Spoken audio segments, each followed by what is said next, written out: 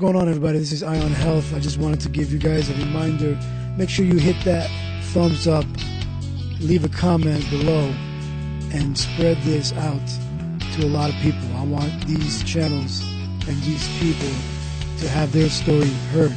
And it also brings attention to the channel, so it's a win-win for everybody. Don't forget. What's going on, everybody? This is Ion Health, and on my next interview, the guy that I've been watching a while also.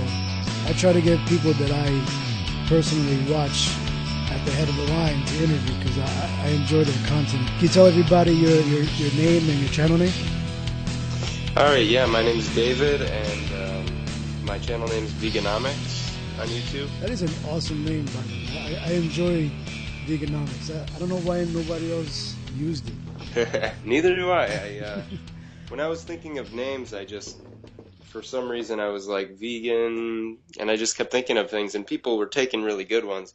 And, I had been following people that were talking about economics and just things, that the government was doing that, they weren't aligned with, or they were telling things how it was, and so I was just like, Veganomics. I kind of figured that. I thought it had something to do with maybe like your teaching background or something like that. Thanks.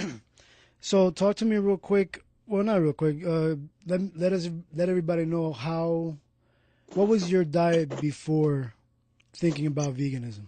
What were your eating habits? Yeah, okay. Well, I'll go back pretty early then. I grew up in a typical middle-class American family and household. We would eat out quite a bit. My grandparents were really big advocates of eating out. My grandpa was a doctor. Go figure, but nice. He was an OB/GYN for a while. Okay. Delivering babies and stuff like that. I think he did that for like 45, 50 years. And I don't know if he did anything before that, but yeah, I think that was his main area. But so anyway, you would think, he would try to eat healthy, but he would eat out all the time. And whenever we would see him, big Italian family, it always seemed like food was sort of the center of everything, all the meetings that we would have and reunions and stuff like that. So yeah, you're like my third Italian interviewee. Yeah. Cool. So I just remember thinking back, and like my dad would drink like Diet Coke, and I remember seeing that, and like when I was a teenager, I would like drink Diet Coke too, because I just thought, my dad's doing it, I can do it too. And I remember from the time I was from birth to about probably 10 or 11, I was relatively skinny, like a average sized kid, right? And I remember going out more and eating like at Chinese buffets and stuff like that. And I remember I got pretty heavy when I was around 11 years old. I think I was in 5th or 6th grade. I don't remember, but I started to get pretty heavy, and I reached probably 192 pounds when I was probably 5'2" and 12 years old. So, yeah, it was pretty drastic for a kid my age. I was pretty big. So my diet, yeah, a lot of eating out, a lot of junk food, a lot of chips, candy, pop, stuff like that. Just a typical American sad diet, So do you believe that your grandfather going out to, or was it your grandfather? All of you were going out mostly to eat out? Was that more to people are like working too much or not having time, or just because you enjoyed the food from outside? I think it was just my grandpa really enjoyed dining, and he gave my grandma a break from cooking, because she, traditionally she was the one always cooking the Italian food. But yeah, we would just, for whatever reason, because my grandparents were older when I was, growing up, probably in their 50s and then 60s, and now my grandma's probably 79 or something. She's going to be 80. But yeah, I think it was just to kind of give my grandma a break from always cooking, and it was that culture. It's that Italian, let's go to a restaurant, sit down, and just sit there for an hour and a half, 2 hours, and talk and eat and order desserts and order more and order more and order more. That's So awesome. I think, I think my grandpa sort of had that culture kind of ingrained in him, and then my parents kind of followed suit, if you will. Mm, that's real good. So, what was the point where you think you were ready to jump ship to being vegan? Is there something that happened, or or well, first off, did you get like any? Did you have any health issues beforehand, or? I had asthma for a while, and I was playing football and stuff like that, and I had pretty bad asthma and pretty bad allergies. Hmm. And I still kind of have allergies, but I think it's the dogs that I live with. So, but I had seasonal allergies growing up as a kid. But first of all, I went vegetarian the day I turned 19, and it was like I don't know if you remember back in the day, like almost 10 years ago. Um, there were these videos that people would put out of like the slaughterhouse when while all that kind of gained fame, and maybe it didn't gain fame right when I went vegetarian, but I kind of maybe watched it for the first time or something. Hmm. I just remember the day I turned 19 was probably a week after I had watched all these things, and I'm like, hey, I'm going to turn a new leaf. I'm going to go vegetarian. So I went vegetarian when I was 19. Just that day on my birthday, I decided to, and then let's see, What November. was your what was Yeah. the on your birthday? So you just ate your birthday cake and then that's it. And what did your family say about it? Did they have any thoughts? I think, well, both my parents were pretty reluctant to show their, I guess, pride or show their support for me, just because it was something so new and something so far-fetched from what the norm was at that time. Yeah, 10 years ago. Shit. Well, and just from that family. So my family, grew up on meat and dairy and eggs. Like my dad, back in the day, he would eat bacon and eggs every single morning almost, is what it seemed like to me. Right. So, yeah, just getting away from that. I still was eating cheese and eggs because I was a vegetarian. Right. Um, but then, let's see, it was November 5th, 2013 that I decided I was like, I'm just going to try veganism. I had been following like Durian Rider and Dan the Man, Life Regenerator I on remember YouTube. him. Yeah. Yeah, and so I like when he was kind of not first starting, but I watched a lot of his old videos where he was like in the trailer and he was like doing the coconut water and just all these smoothies and juices all the time. Yeah. And I was like, man, that is so cool. Like I want to try it. And I started to do that kind of thing without like the high carb, low fat thing at first. Hmm. And then about a month or two into it, I started really following Durian Rider, and he was really pushing in like get all these carbs in, like eat as much as you can or as much as you want. So that's when I started eating like a lot of food. So the first couple months of veganism for me was sort of relaxed. It wasn't like a huge switch because I mean, I guess it was because as a vegetarian, I was eating eggs every once in a while and cheese, and thinking about that now is kind of gross. But How long were you a vegetarian before you switched to veganism? let's see, probably 6 or 7 years. Oh No, wow. Okay. Right. no, 5 years, I want to say, 5 years. because I think I was 24 when I went vegan. Okay. Cool. Yeah, so 5 years, about 5 years. Had a couple relapses in there. Hey, that happens, man. Yeah, I had one year for Thanksgiving. I ate some turkey. And then I went to Colombia to live in Colombia, the country, for 6 months. And I think probably three separate times I ate like chorizo. Hmm. Um, How is it in but Colombia? I always wanted to go visit. oh, Colombia is great. I stayed in Medellin, which is the second largest city there. Hmm. I loved it there. I loved it's basically a valley with mountains all around, and it's just beautiful scenery. People are really nice. I would definitely recommend Colombia. Looking back on it, do you think it was easy to eat vegan there? Um, I think it's, you know how some people when they switch, they look for the mock meats and that sort of thing. Right. That couldn't really be found there, and that couldn't be found in Venezuela either. Hmm. But I had traveled previously to Spain, and I lived there as a vegetarian for 3 months, doing like a study abroad thing while I was at the university. Hmm. And that was not very hard either. Well, no, see, I was a vegetarian back then, so Yeah. no, that wasn't very hard. But vegan in Colombia,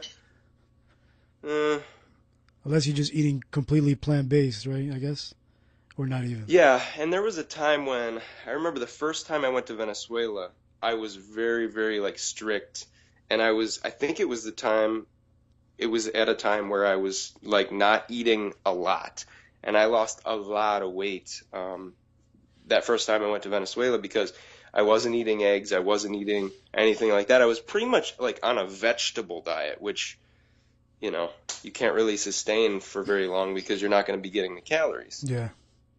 So what would you do? Just eat a lot of vegetables like during the week, and on the weekend just splurge on heavy meat or something, or what? I think it sort of came to that point, but it wasn't like, I've done that. well, see, what happened was I would eat a lot of like bananas, well, actually bananas, yeah, but then I would eat like tomatoes and make these salads. Like my main thing in Venezuela the first time was like salads and like making vegetable sandwiches and stuff like that. So Oh, I was nice. eating bread, but Hmm. yeah, I think when I was in Colombia, you know what it was? I went out to like a party out in the country where they were like just smoking all this stuff, and I'm like, hey, I'm just gonna give it a try because like everyone, it was kind of like peer pressure, but at the same time, I kind of just wanted to try it, and I did feel kind of bad, you know, Hmm. the ethical part of it. But I was just like, hey, it's just once. I'm just gonna try this, and it ended up being like two other times after that too. But All it takes is once. Nah, yeah, yeah. that's cool, man. So in Colombia, or in any other country that you visit, you're a very traveled person, it seems. When you go for like breads, are they mostly vegan? Was it something that you had to really search, or oh wait, at the time you were vegetarian, so you didn't really pay attention to that, or what? Well, in Spain, I was vegetarian because that was in 2009, so that was before I was vegan. So I didn't really look at labels or anything at the bread when I was eating bread in Spain and Italy. I went to Italy for a little while too, but yes, when I went to Colombia and Venezuela, I made sure was looking at the labels and all that sort of thing.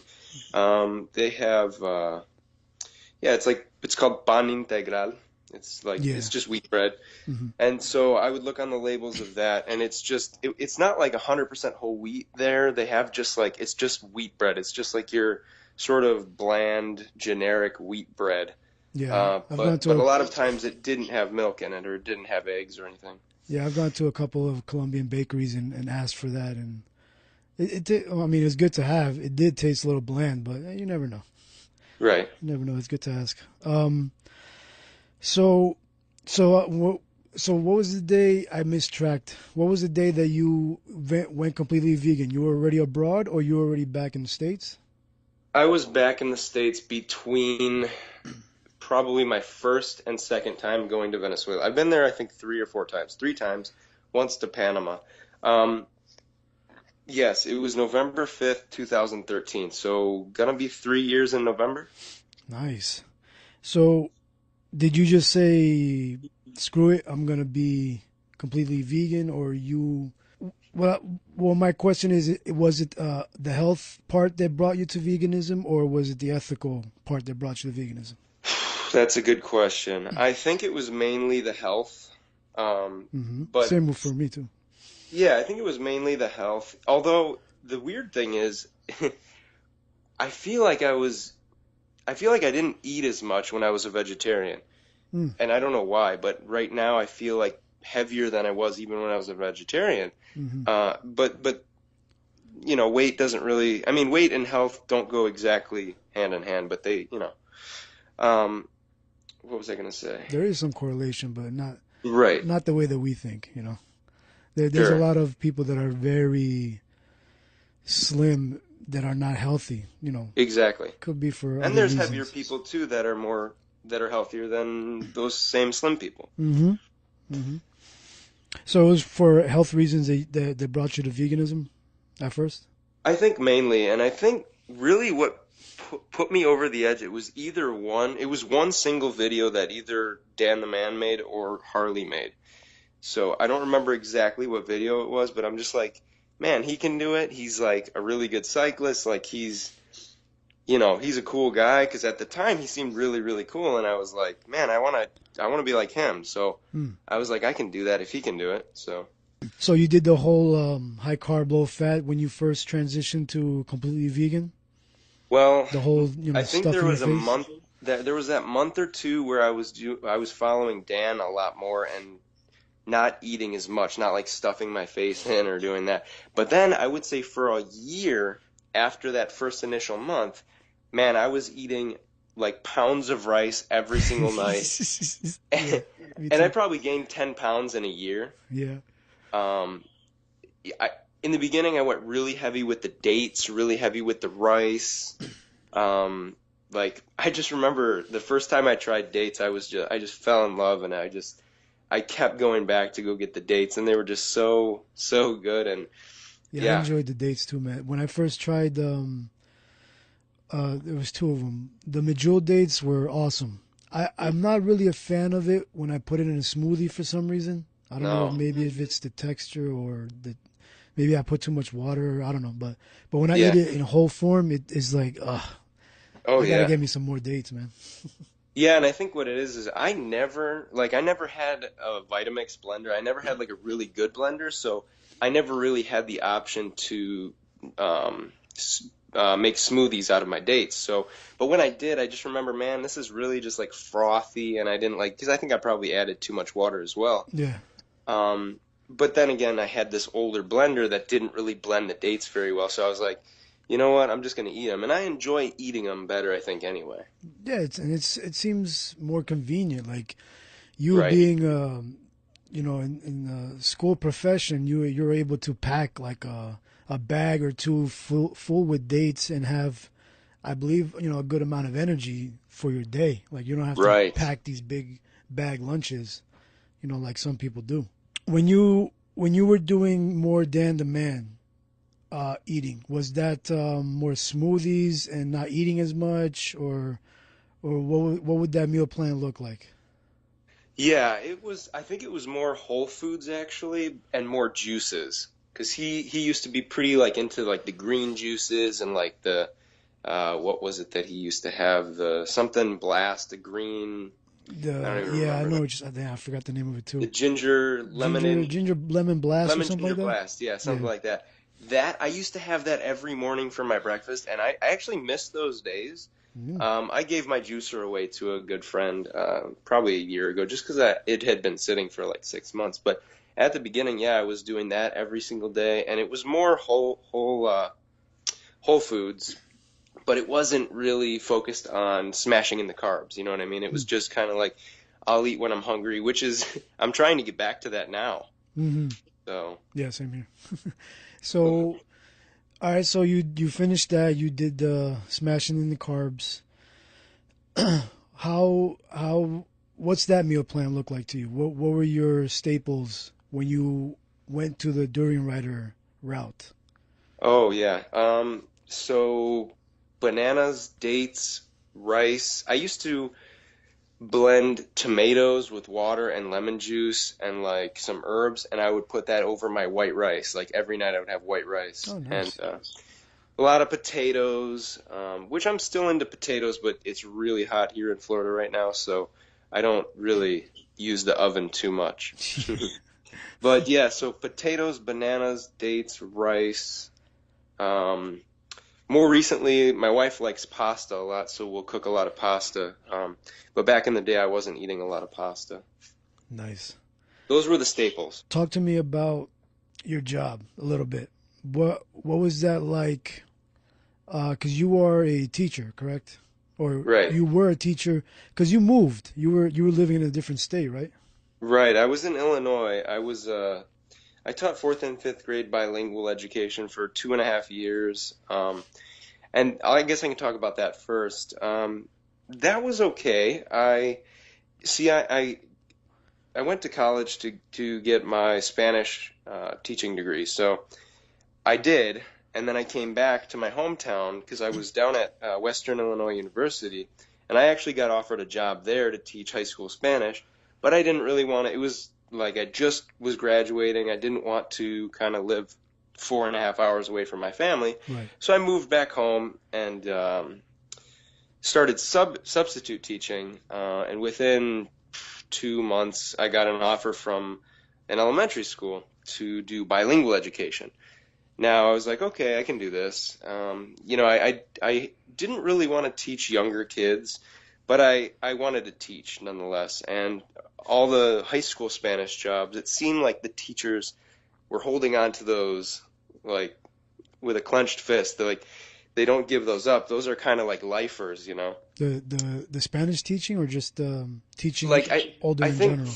well, probably in general, but I think the foreign language, it seems like up north at least, the foreign language high school positions are like you really like coveted. You want them. So it was tough. It was tough, at least within my district. And I had always in the back of my head, I said, man, I don't want to commute 30 minutes, 40 minutes. That was my thing. So Right.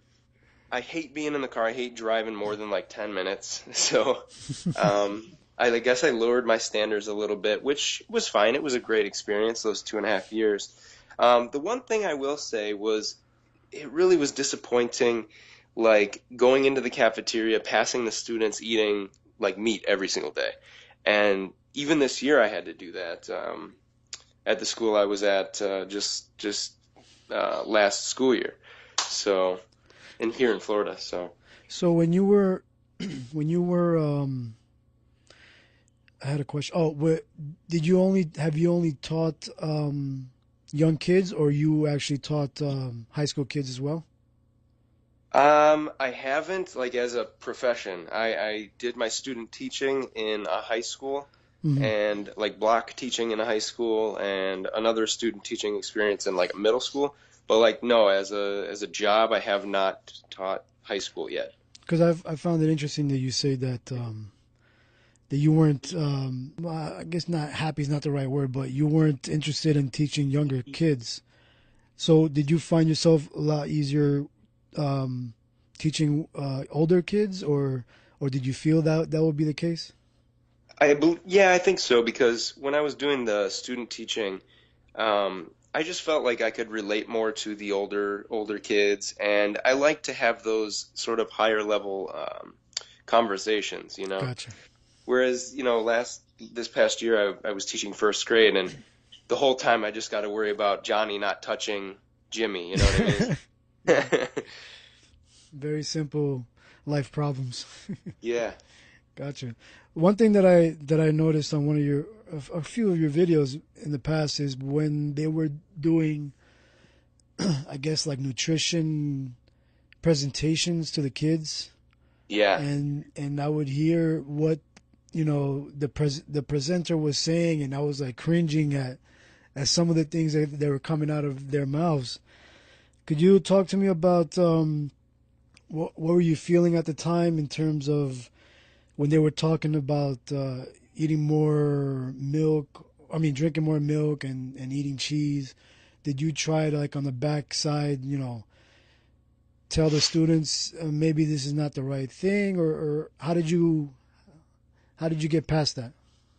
Yeah, that was really sort of a conundrum. It was really a difficult place for me to be in because, as teachers, we're like mandated to go to these things and bring our kids and, kind of pep them up a little bit. So it was really tough for me to do that. And yeah, in the back of my head and actually, so with the first 2.5 years, I had, I think, 4 students my first year and then 7 students. Hmm. So I really got to talk with them a lot, like not one-on-one, but small group and stuff. Right.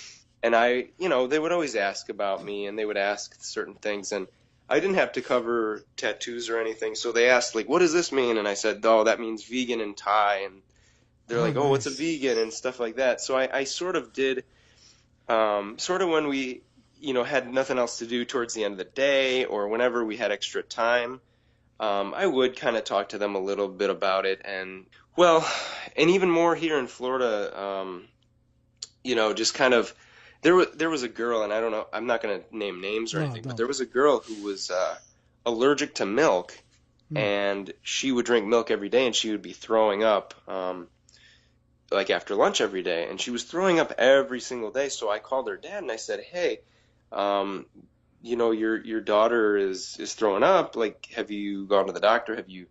And he eventually did get her tested, and she found out she was lactose intolerant. He would send her with this, like, those like Ensure bottles that are like nutrition Yeah. supplements Hmm. for like Don't they older have people dairy in that? generally. So she would bring those to school every day, and it contains milk even after we talked about that. So yeah, I mean, it's tough. It's tough, but I'm glad I've gotten past that sort of the elementary situation, just because yeah, going in there and going to get my coffee or going to just pass and see how the students are doing. It's tough. I mean, you go in there, everything smells like they're eating chicken today, or they're eating hamburgers, or they're eating pizza with cheese, or it's just it gets to me. It gets to you. Yeah. Did your coworkers know or has questions or maybe try to accommodate if your eating habits at all or Um, a couple. So up north in Illinois, I had a friend who was right next door to me. She was a vegetarian most of the time that I was there, and I would always try to push her to go vegan and like eat better. And she even admitted like she felt so much better eating vegan, and she would like call me or something after eating a cheese pizza, and she's like, I feel like I'm gonna throw up, like, and I'm just like, see, I told you. Um, so that's kind of one firsthand glimpse. But yeah, this year, I really don't dine with the other teachers. I really kind of keep to myself and eat in my room, or I will do my own thing. And I remember up in Illinois as well, every Friday the teachers would go for lunch. They would all go out to a different restaurant or whatever. And it was kind of a joke, like, "Are you coming this week or not?" And it's so I was like, "Well, where are you guys going?" And they would be like, "Oh, we're going here." And I'm like, "Oh, I don't have any options." So I would just stay. But it seemed like I would go out with them, and sometimes I would actually bring my own food just to be able to enjoy their company. did they ask you any questions when you brought your own food? Would they say anything or Yeah, a lot of them would just make like smart aleck comments like how can you eat that? Aren't you hungry? And then look at this guy, he's so healthy and all this stuff. And Yeah, I get I don't that know. too. Yeah. You make me feel bad like I'm eating something I shouldn't be or whatever, and it's just like I have to hold back because I want to be nice. Yeah, that's usually the best route sometimes, I feel. So when you were I don't know if I can ask this. When you were when you're doing teacher things, do you have does it come into your head to maybe talk to someone to maybe incorporate more of a plant-based meal plan for students, or do they have that in Florida more than they would in your hometown, or did you ever Um, think about that? I it's so I think here in Florida, like it's probably a district-wide thing, and here in Florida, the district I work for is humongous.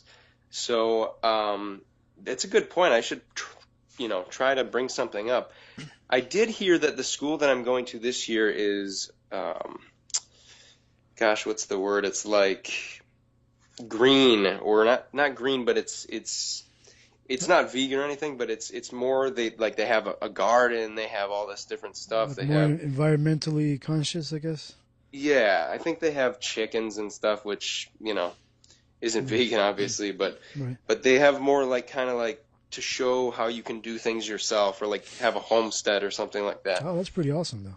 Yeah, at least. But yeah, to answer your question, yes, I wish that I had done that, Hmm. but I kind of just I don't know. I don't want to be seen as an outcast, number one, which I kind of was up in Illinois.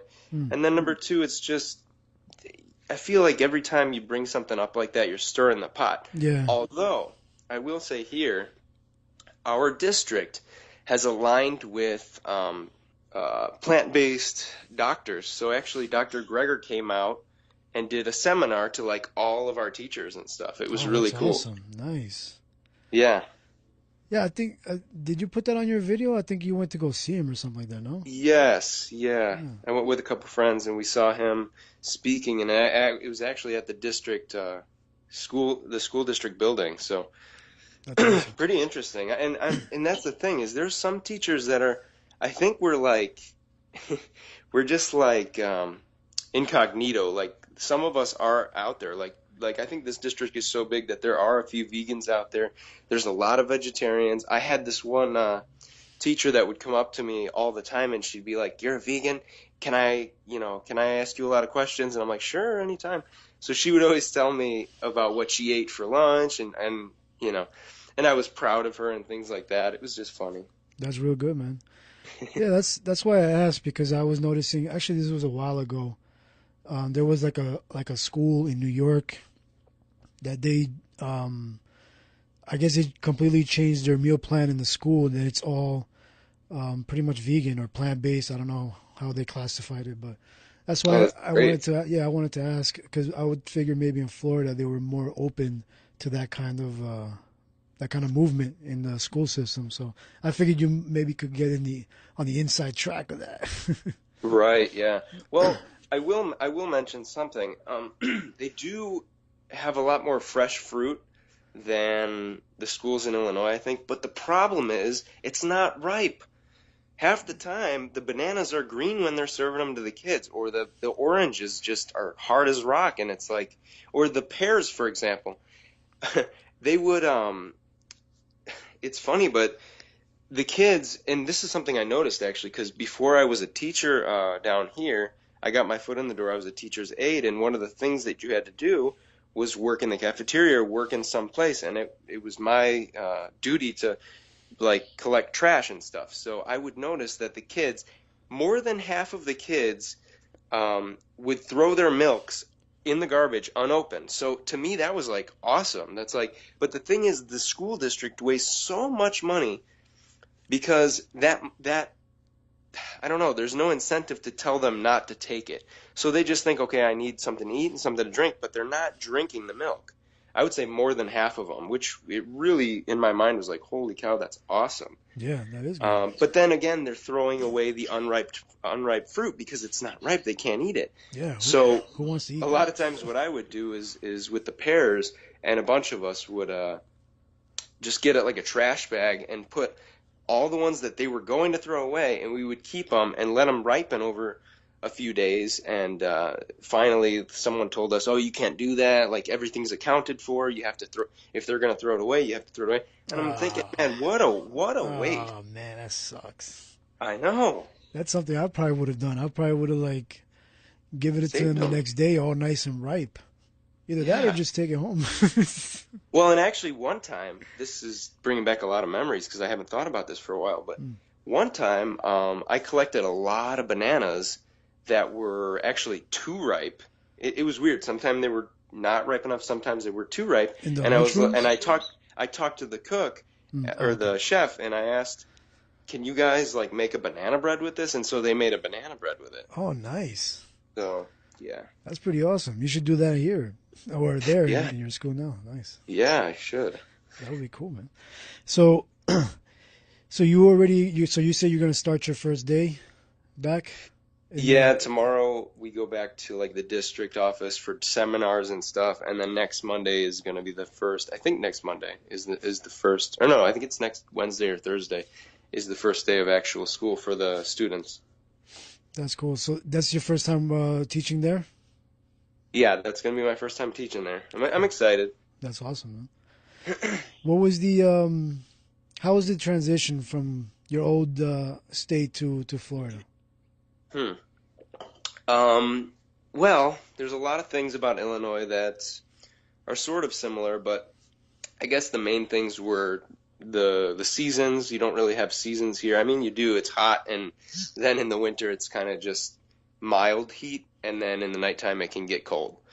But yeah, you'd have this where I was from. I was about an hour away from Chicago, Oh, and we would nice. get, not like Buffalo, New York snow, but like pretty good snow. Hmm. Um, yeah, I was probably 10 miles away from the Wisconsin border, maybe 15 miles. That's awesome. And yeah, so I guess the heat here, the main reason, I don't know if you're alluding to ask me this, but the main reason I wanted to move here was to be able to fruit farm, to have my own farm and grow tropical fruit because I was eating in Illinois, I was eating all this stuff, man. I was eating mangoes and I was eating dates and I was eating bananas, and I'm like, and I had a house with a third of an acre, and I was growing apple trees and stuff like that. I'm just like, I want to be where it's warm. I don't want to have the winter, and I want to be able to farm tropical fruits. So that was my reason for moving here. I guess other than that, I guess my hometown, it seems like the people are a lot nicer than the people here. Hmm. They don't rely as much on like government handouts as people down here. Mm-hmm. Um, the city I was from was not as poverty stricken as where I am now. Mm-hmm. It seems like a lot of people are on food stamps, on welfare, the government funded programs, you know. Yeah. Yeah, no, that's what I was trying to get to is get the what the difference or the reasons why Socially, you jumped. Yeah. right. The the main reason why I wanted to know is because do you how long have you been in Florida already? It's been, let's see, June 4th of last year I moved down here. So about a year and almost 2 months now. Okay. So do you consider yourself to be more active in this environment than you were in Illinois? Or do you think the environment made a difference? As far as like veganism goes, or just, Or just I guess in your physical activity, I guess. um, well, that's a good question because I used to ride my bike a lot more in Illinois because there were better bike paths and stuff. There was a bike path right along the back of my house. Hmm. And here it's kind of like more just, I mean, you have those, but it's, It's pretty dangerous, no? well, it's not that it's dangerous. It's just you have the midday during probably 8 months out of the year where you're going to be sweating bullets if you just go outside. So Yeah. that's a thing where in Illinois I was able to kind of at any time of the day either go out with a t-shirt or layer on. But now here in Florida, it's like, man, the sun is just glaring. And so I Yeah. usually, when I do exercise, I usually go in the morning or at night. Yeah, that's what I was gonna ask. You probably just bike ride early in the morning or later at night. Yeah. Right. So that's your main physical activity is bike riding. Yeah, and I've been a runner, I guess, on and off, but just recently not so much. I've put in the past week we just moved into a new place, and I've been putting like almost all of my energy into planting all my fruit trees and planting everything to make this property, um, I guess, work for me, you know. Hmm. So So I haven't even been thinking about going out and riding my bike because number one, oh, and a really cool thing about where I live is there's free mulch by the district, or not the district, the county. Thank you. hmm. Uh, so they let residents of this county have, I think it's a 3 yard by 3 yard, so 3 yards cubed of mulch every single day per person. So I have a pickup truck and I go pick that up, and just loading up the bed of my pickup truck and unloading it every single day once is pretty good physical activity for me. But Oh, then hell yeah. also going out and planting all my trees, and especially, I'm not really worried about the sun that much because I've got a shirt on. Man, like my arms are so tan now, but yeah, I've been sweating my ass off basically. That's awesome, bro. Yeah, man, especially doing gardening in Florida. That's enough physical activity, especially Right. around in this season. Did um did you ever get any type of physical exams before veganism and after? Was there any difference? Or even in your Um, you said you had allergies. Do you feel like it was a little bit better, or has it stayed the same?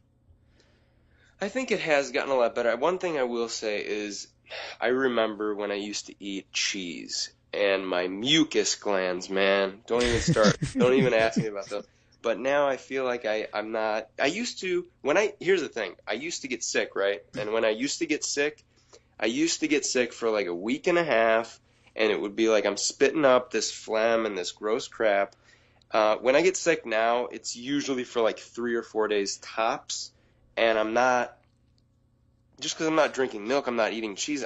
My mucus glands are fine, so it's mostly a head cold or some sinus infection or whatever, a little cold. So I don't. That's one thing I've really noticed. I when I do get sick, I don't get sick as often, and I don't get sick as long when I do get sick. What about your wife? Was when you guys met, was she vegan or vegetarian or what? No, I actually turned her vegan. So Oh man, like a vampire. Okay. yeah, and actually my mom too used to be a meat eater as well, and now she literally came and visited us probably 2 months ago, and since going back, she's a vegan now. She was a vegetarian before that, and a pescatarian even before that, but she's her boyfriend is actually a huge meat eater. Like he like ribs, barbecue. He's like out barbecuing all the time, and Mm. he can't be bothered with her veganism. So it's funny, yeah. So That's awesome. So yeah, did she have a problem with transitioning at all? my wife. Your wife, yeah. Yeah, I think so. I think cheese was hard for you. What else? She was from Venezuela, right? Or is she Colombian? No, she's from Venezuela. Okay. What was the her lifestyle there, or the eating habits there? Well, the family, they have this cuisine, this food there that's called arepas, Oh, and I it's love like arepas. for Mm. anyone that doesn't know, me too. For anyone that doesn't know, it's like a corn meal that uh, and there's Colombian arepas, there's Venezuelan arepas. Mm-hmm. It's like this little patty, I guess, that you make, and it's almost like a tortilla, but it's thicker. Yep. And so you make it out of cornmeal, and then you usually put it on the stovetop, and you can use oil or not use oil if you want. We usually don't use oil or very little oil when we do. Mm. But Venezuelan arepas are much thicker than Colombian ones. Colombian ones are sort of like a tortilla or like a yeah, it looks like a tortilla, but it's like bigger of a radius, Mm. whereas the Venezuelan ones are thicker and they're smaller radius. But anyway, that is like a main staple in their country. So what they do is they'll cut it in half and make it sort of like a sandwich, and they'll put cheese. Yeah, they'll use butter, they'll put avocado, cheese, meat in there. And so before she was coming here, she knew I was vegan, and so she sort of started going vegetarian first, right? For probably how long? Like 4 months before she came here and fully went vegan, she was a vegetarian. So I think that's pretty cool. Yeah, that is very cool, man. It's good to And then that have a partner to do that with you. exactly, yeah. So now both of us are fully vegan. I haven't had a slip up for since I started going vegan, really. That's awesome. Oh, So, our dogs are vegan as well. oh, okay, good. That's a good question. This is a good topic to talk about. You still got Chico? Chico's with you? Yeah, we've got I love. Chico, and then we adopted another one, Misha. Oh, what kind of dog is Misha? We're not sure. She looks like sort of like a terrier mixed with like not a lab, poodle. Oh, that's cute. That's awesome. Do they get along? They do, yeah. They have Yeah. a lot of fun, and it's actually we didn't have any land before, so about 4 or 5 days ago, they didn't really have anywhere to run around, so we had to bring them to the dog park. Now we have this third of an acre property that we can just open the door and let them run around, so they're going crazy. That's awesome. So when you said they're vegan also, what do you feed them? What do you feed them? We Packaged foods or just whole foods? we do mainly, that's their main source is Natural Balance vegan formula, and I give them a little bit of carrots, watermelon, banana. Chico loves bananas. Nice. Yeah, broccoli, a little bit of rice. I give Chico brown rice every once in a while. Misha, for whatever reason, doesn't like bananas. She's more like she's picky. Yeah, Chico will eat anything. So when she's picky, does she still eat the what was it? The balanced package The food? Yeah, the Natural Balance. I think it's either I think it's a Natural Balance. Yeah. Yeah, she does eat that food, Okay. but like she's picky as in what we give to her. So like I don't know. It seems like if I give Chico a carrot, he'll eat it right away and he'll want another one. Whereas Misha will kind of Like sniff take it. it, yeah, sniff it, take it in her mouth, like look at you for a while, and then like go away.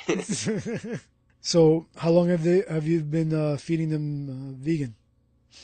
Well, I was a vegan when I got Chico because I got him about 2.5 years ago. Hmm. Um, so since I got him, he he might have had a couple treats like from my mom or something Right. that weren't vegan, but pretty much since I've gotten him, he's been vegan the whole time. Cool. Any health problems with them? No, No. Cool. no. All right. So I want to ask something a video that you did a while ago.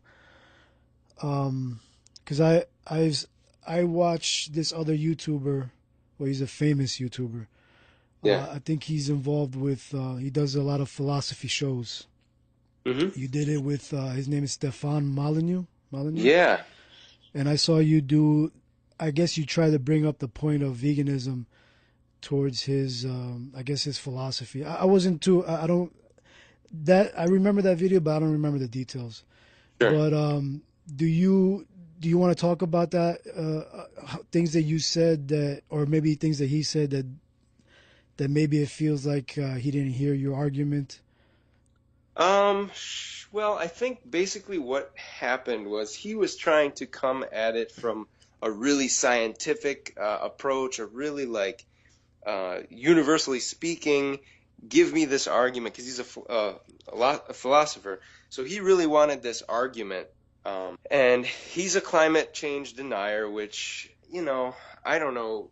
No one really knows. I mean, someone knows, but I feel like it could either be either way for me. I'm not saying climate change doesn't exist, but first they called it global warming, now they're calling it climate change. Like, what's going on, Hmm. But he's a climate change denier, so at the time I was really not at all even thinking about that. I was kind of like, well, yeah, the environment, it's a huge aspect of this, and you can't deny that the cutting down of the forests and all this land getting plundered by all these animals that are going towards the animal agriculture and stuff like that is not hurting the environment. You can't say it's not. Yeah, I don't think there's a But way to deny that doesn't have any environmental impact. I mean, it's pretty obvious.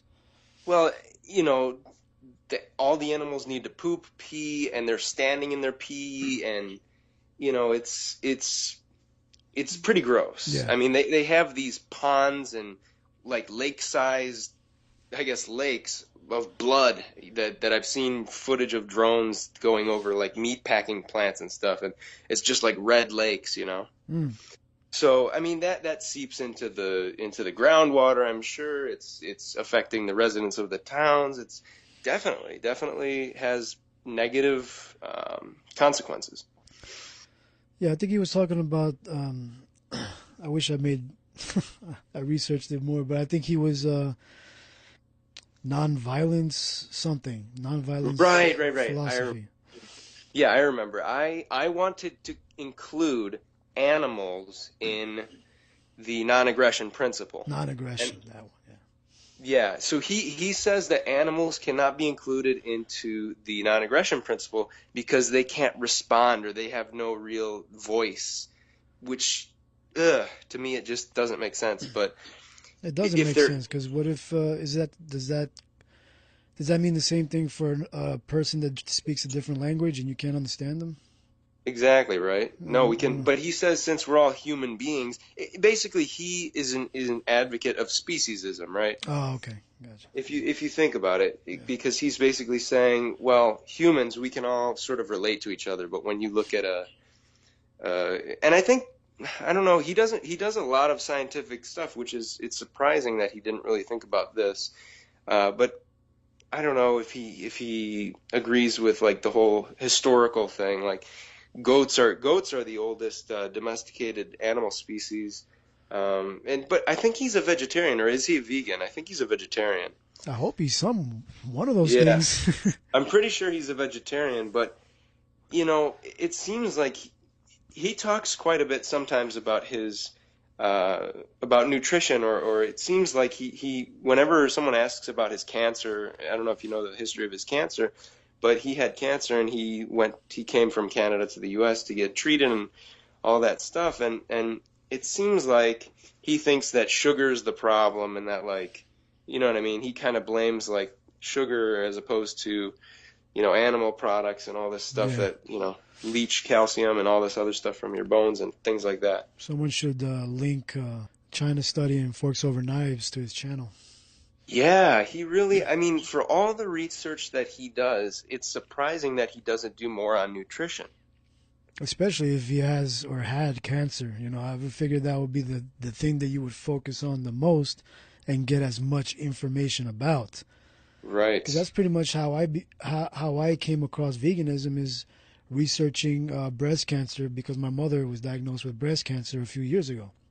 So Yeah. in all that research, it brought me to veganism. So I don't see why he couldn't come to that same conclusion. But I guess it's all about what information you have access to. But At that time as well, because it's almost like what these days there's so much information out there. You basically are a filter. You can say, okay, I want to let this in. I want to know about this, but not this, right, right? So for whatever reason, he might be hesitant to look at the nutrition or something because again, there are so many conflicting viewpoints. Like there's all these fad diets, and then it's like almost we're living in a place where it's like what is real, what is true, yeah. you know? I guess everybody has to do their personal Due diligence. experiments. Yeah, Yeah. personal experiments, and back it up with hard science data. I mean, that's why the only thing that I really focus on is nutritionfacts.org Yeah. and Dr. Greger's channel as well, because I mean, a lot of people would debate that it's bias in what he's looking at, but regardless of the fact, results in scientific studies is results from scientific studies. So Yeah. you Yeah, you can't really can't get really at it. argue with that. Yep. Cool. So one other thing I wanted to finish off. You mentioned you did a lot of like environmental things when you were living in Illinois in terms of using less paper, Right. stuff like that. Do you want to talk about that? And have you still done that while you moved to Florida? Yeah, so a lot of things we do, and I've sort of taught Roxana this as well, my wife. We don't throw any garbage out unless we absolutely have to. So we recycle everything or compost everything. So all the food and kitchen scraps go in a bin in the freezer, and then when that fills up, we put it on the compost. It's always been that way. I even when we didn't have land, we had like this little tiny area where we were living, and I would still like throw that stuff into bins and then mulch it so that I could bring it here when we eventually got this house. So that's one thing. We don't throw things out unless we absolutely have to. And it's so you would laugh at how much garbage I probably threw out in a month or in a year. It's probably like in a month it's probably a quarter of a trash bag, not even. Oh But wow. other than that, we don't use toilet paper. We have this travel-sized bidet that we use, and bidets are really huge in like Asia and I think in Japan. I think you reviewed Um, it on your channel too, right? yes, yeah, Hmm. yeah. Okay. So it's this little thing you fill up with water and you just squeeze it, and it cleans you. You know, you don't have to. I watched this video of a guy, I think he was in Spain, who was talking about bidets as well. And he was sort of just saying, like, why did we come up with paper, like, to wipe our butts? Like, paper is just going to smear it around. Like, you really don't clean anything, you know what I Makes a mean? lot of sense. So there's that aspect too. And, you know, you could say, oh, you're using more water, but it all gets recycled in the end. We our water that we use to go to the bathroom, all of our water gets, you know, treated eventually and then comes back to us. Do you have a Which, septic where you're at? yes, it's septic. Okay, yeah. So I guess it doesn't. Yeah, but I mean, regardless, I guess it's better to not to throw more paper in there, you know? Oh, another thing that I just thought of, I have a composting toilet. So I only go number 2 in the composting toilet and I mulch it. Oh, So nice. there's less water than I'm flushing down the toilet. That's awesome. So, yeah. Does that take up electricity? Flushing? Flushing No, no, toilets? no. It's literally it's just a bucket No, with no, no. mulch. But I'm saying in general in Florida, does that is there any electrical components when you're flushing a regular toilet or no? I don't know. That's why I'm That's a asking. good question. I was trying to make the argument that you're saving electricity in your home. I believe so. I think there's got to be a mechanism when you flush that toilet. It can't just be plumbing, and there's got to be some kind of electrical thing. Yeah, that's Good crazy. question. That's a big question that I feel like I should know. Yeah, you never know, man. A lot, because where I'm at in PA, like when you're up in the mountain areas, everything is electrical. So Okay. they try to like they attach the water faucets electrically when you're pumping, and the toilet is electrical here, and shower and heating, everything is electrical. Like because you can't, because we try to save a lot of, we try to save as much as we can with the electricity bill, but it's very hard because there's everything in the Everything's tied home. to. Yeah, everything in the home is like attached to electricity. Well, and you would think up in the mountains that things would be gravity fed or gravity, just go down a tube and gravity would feed it. So. Yeah, we were hoping, but obviously not. That's why I think a lot of people like to do like off grid in their homes Right. and That's do what that. that's what I'm doing. And hopefully, you know what? We've got a well, we've got well water and this where we're living, this was built in 1963. So it's the well's been there since 1963. I don't know if they've had to tap it again, but we've pretty much got water. And that's another really good thing is I don't have a water bill because of that. And it's pretty cool because, I can just sit out there and water all my plants whenever I need to. And I'm pretty sure I don't have to have a water bill. I'm not going to have a water bill because I'm not on city sewer. That's awesome, man. Yeah. That's awesome. Hey, man, I hope you. What are you growing in your garden? What have you planted in your garden? Oh gosh, we're doing is it permaculture? Permaculture or polyculture? I think it's permaculture, like a banana circle. Okay. They've found out that growing bananas in a circle with like lemongrass and things like that, it's the most efficient way to grow bananas. And basically, when the banana has a pup or a new banana sprouting out of it, Hmm. you can, if it's going a direction that you don't want, you simply cut it off and plant that other one somewhere else. And they're like suckers. And then you basically wait for it to go in the direction you want, and you end up like doing a circle around. And so every sucker that comes off, you want to wait till one comes off. Like if you're going to the right, all of them go to the right, and that way it's just continuous. It's really cool. So we Nice. have one banana circle, and 2 extra bananas. I'm not sure where I'm going to plant those yet. We have the 3 different varieties. I have a friend over here, Robert Fullup, and he gave me an ice cream banana. I have a red Cavendish and a green Cavendish. So those 3 varieties right now. I've got a starfruit tree, carambola, Hmm. and I've got 3 jackfruit trees.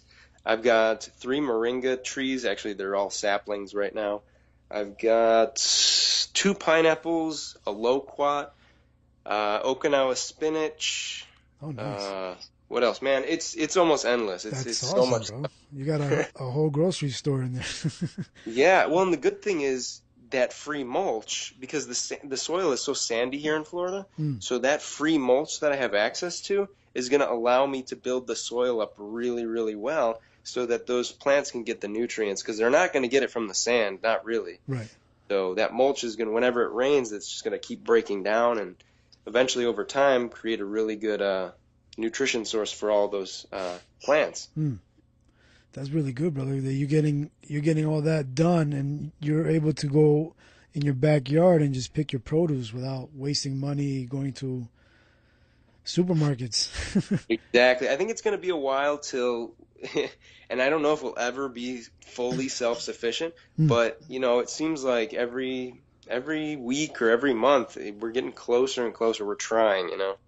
that's good, brother. Well, lastly, your wife has a channel or started a channel? She did, yeah. Is she gonna put any videos out or not really? She put a few out, but I think she's been lazy about it, Oh, so we'll have to get her to start doing more videos. yeah.